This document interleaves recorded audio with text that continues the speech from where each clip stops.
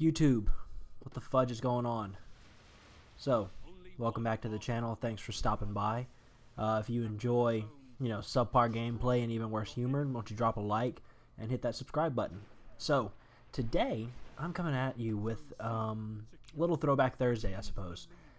I don't know if you guys realize this, but Rise of Iron is dropping in just a couple weeks. We are literally days away from entering our third year in Destiny. Like 3 years.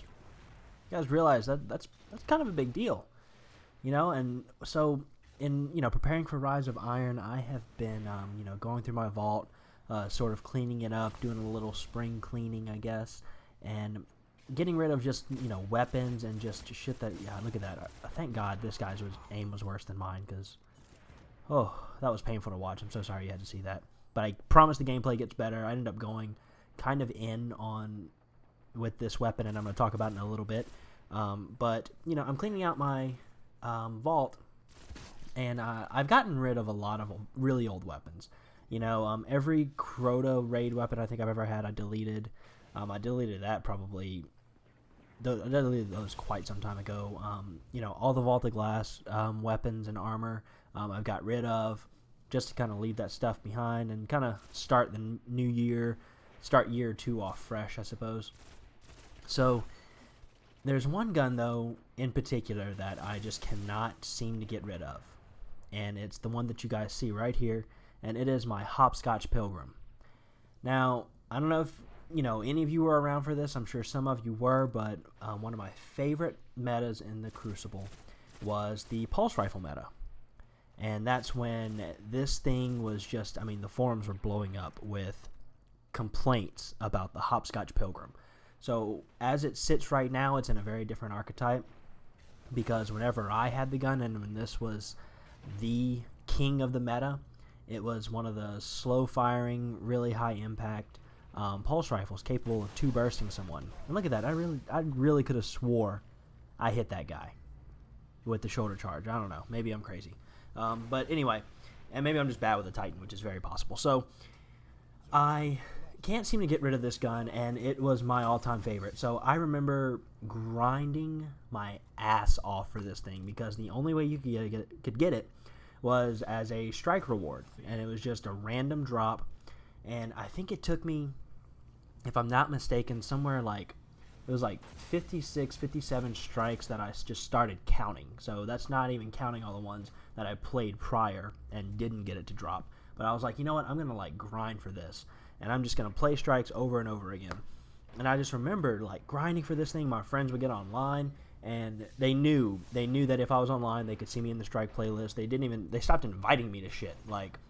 Nope, let's not invite Matt, because he's just going to say he's grinding for his hopscotch. So that's exactly what happened. So they would hop online, and I would join their party, listen, talk sometimes. But for the most part, I spent most of my time grinding out to get this fucking gun. And it was worth it, because this thing was a monster. It was 2-tapping people. The equivalent, I suppose, now would be the Hake Lud Milla D, or however the fuck you want to say it.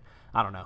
But it was amazing, and at the time, we were re-rolling our weapons, and Jesus Christ, I cannot tell you how many times I gambled away Motes of Light. That's why I'm down to probably 300 now. I would spend all my time re-rolling, trying to get the perfect Hopscotch Pilgrim. And I finally did. This one has Outlaw and then Reactive Reload, and I absolutely loved. And it's got Braced Frame, so it's got max stability. So this thing barely moves, and I'm even rocking Sure Shot IS. So I really, really lucked out when it came to this Pulse Rifle. And again, like I said, my favorite meta of all times was probably the Pulse Rifle meta.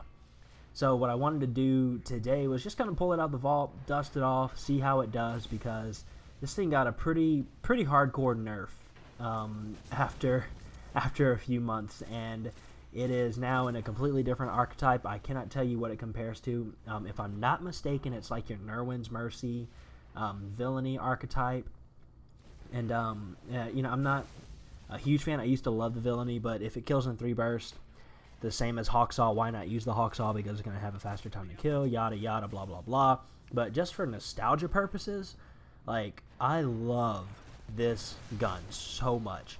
I just think back to when like I said, I was grinding, and I just started thinking about all the other like moments that I've had. I mean, 3 years, 3 years. Like, we have done a lot as a community. You know, pushed Atheon off the edge. Now he has to have bumpers. Pushing the what's it called, off the edge, just throwing grenades at it. What was it called? It was in Vault of Glass. You guys know what I'm talking about. One of the boss encounters, you just keep lobbing grenades at him, and he would eventually back off. That was the Gatekeeper. That was hilarious. Like, you know, you would LFG for people, and then, so we're running it legit? Nah, bro, we're gonna push him off the edge. Equip these grenades. Blah blah blah. And everyone just equip the right grenades and just throw them. Like, I thought that was so awesome. You know, Crota. Jesus, Crota was a mess. I remember one of the first times that we ran it, and the first time I don't think I've ever even completed it at this point, but like, I was running with some friends, and he just decided to like electric slide all the way into like almost like the room where we were hiding and just fuck up our world. It was insane. I think about the time that we were lag switching Crota. Someone would have to quit out the Xbox, like have to quit the game. Like, oh my god, that was so crazy. Just to keep him kneeling down so you could just go in with him with his sword. Man, that was good times. That was such good times. You know, and then there's I'm sure there's tons more. I mean, you know, thinking about using Gallahorn for literally every encounter. It didn't matter. The Gallahorn was the solution for every single Nightfall. Oh, what's the burn this week? Doesn't matter. We have 3 Gallahorns. That was it. That was it. You know, I remember having to do Crota and like people needing Gallahorns to do Crota.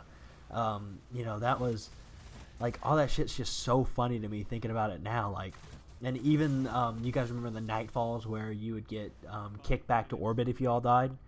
Like, they were so much harder, and having like the blue flame around your head when you completed it. I thought that was cool. I would love for that to come back, honestly. If they give us like flaming skulls again, I think that would be so cool, because it reminds me of Halo from back in the day, whenever like you would see the flaming, what was it, the Hayabusa helmet? I think that's what it's called. If not, please correct me in the comments, because I would love to know. That was cool, but I thought that was paying maybe homage to that. So I was always a fan of having the blue flaming skull helmet. You know, I mean, there's so much, you know, and I just started thinking about all this just from playing with this one gun, the Hopscotch Pilgrim, you know. And the first time I got my messenger, I remember, because I really love the Hopscotch. So I ended up getting the messenger, and I love that. I ended up getting rid of that. I kind of wish I would have kept it now, but I don't know. Like, do you guys have any weapons? I mean, what are some of your favorite memories from, you know, year 1 and I guess now year 2? You know, I'll never forget the first time I got my Gallahorn to drop. We were playing an Iron Banner game, and we lost, and I got mine to drop. And I know the other team had to been pissed, because, yeah, I definitely did not deserve it. But whatever, man, fuck it, I got one, and after that I could go do Crota, because I could now LFG for people, and they would take me and not kick me out the party when I said I didn't have a Gallahorn. God, that's so funny. I don't know, you know, what are some of your favorite memories from year 1 and year 2? You know, this, you know, for Rise of Iron, we'll be crafting our own Gallahorn. So, you know, I know that there's going to be a quest tied to it, and there's going to be a quest tied to a lot of exotics going forward. But, you know, the ones that dropped for me, like I said, whenever Gallahorn dropped, like, I think we all remember the first time we popped our Gallahorn cherry. I really do. I think everyone here remembers. Everyone that watches this video, if you had a Gallahorn drop for you, year 1, let me know how you got it. I am curious. What was your Gallahorn cherry popping moment? I want to know about it. Please leave it in the comments. I'm sure there are some freaking hilarious ones. So, let me know, and you know, that's going to bring us to the end of the video. You know, if you enjoyed, if you're stoked for Rise of Iron, like, favorite, subscribe. I'm going to be doing a lot of Rise of Iron coverage when it drops. I'll be trying to upload videos of not walkthroughs, but just gameplay videos from the story and stuff like that. So yeah, be looking for those, guys. And other than that, I will catch you guys in the Crucible. Peace.